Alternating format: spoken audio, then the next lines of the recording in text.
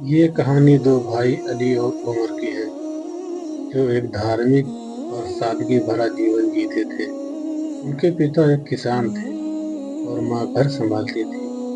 بچپن سے ہی دونوں بھائی نماز، قرآن اور اسلامی شکشاؤں پر عمل کرنے والے تھے۔ ان کے بیچ گہرا پیار تھا، لیکن جیسے جیسے سمے بیتا حالات بدلنے لگے۔ علی بڑا بھائی تھا، شانت اور گمبھیر۔ ہمارا چھوٹا بھائی محنتی تو تھا، لیکن اسے دنیا میں آگے بڑھنے کی خواہش تھی۔ علی ہمیشہ کہتا، بھائی دنیا فانی ہے، اللہ کی راہ پر چلو کیونکہ اصلی کامیابی آخرت میں ہے۔ عمر سنتا تو تھا، مگر اس کی دلچسپی دنیاوی کامیابی میں تھی۔ ایک دن عمر نے فیصلہ کیا کہ وہ شہر جائے گا اور وہاں اپنی قسمت آزمائے گا۔ اس نے علی سے کہا، بھائی مجھے دعاؤں میں یاد رکھنا، میں پیسہ کما کر تمہیں اور امی ابو کو خوشحال زندگی دوں گا۔ علی نے اسے روکا نہیں، بلکہ کہا، بھائی اللہ پر بھروسہ رکھنا اور ہر حال میں اپنے ایمان کو بچائے رکھنا۔ شہر میں عمر نے محنت کی اور ایک اچھی نوکری پا لی، لیکن دنیا کی چمک دھمک میں دھیرے دھیرے اسلامی تہذیب اور اپنے پریوار سے دور ہوتا گیا۔ اس کے دن نوکری میں اور راتیں دوستوں کے ساتھ گزرنے لگی۔ وہ نہ تو گھر آتا، نہ ہی علی کا حال پوچھتا۔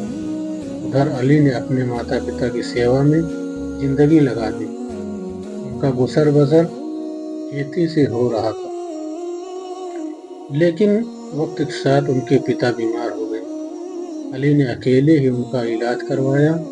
جب پتا کا انتقال ہوا تو عمر کو خبر دی گئی، مگر وہ اپنے کام کے بہانے گھر نہیں آیا۔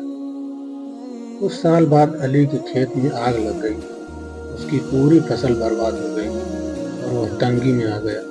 اس نے عمر کو مدد کے لیے خط لکھا۔ عمر نے پیسے بھیجنے کا وعدہ کیا، لیکن کوئی مدد نہیں آئی۔ پھر ایک دن عمر کو ایک حادثے کا شکار ہوتے ہوئے اسپتال میں بھرتی ہونا پڑا۔ وہاں اسے اکیلے پن کا احساس ہوا۔ اس نے قرآن کی آیتیں اور علی کی باتیں یاد کی۔ اسے سمجھ آیا کہ اس نے دنیاوی مصروفیات میں رشتوں اور دین کو نظر انداز کر دیا۔ جیسے ہی وہ ٹھیک ہوا، وہ ترنت گاؤں آیا۔ اس نے علی کو کمزور اور بوڑھا دیکھا۔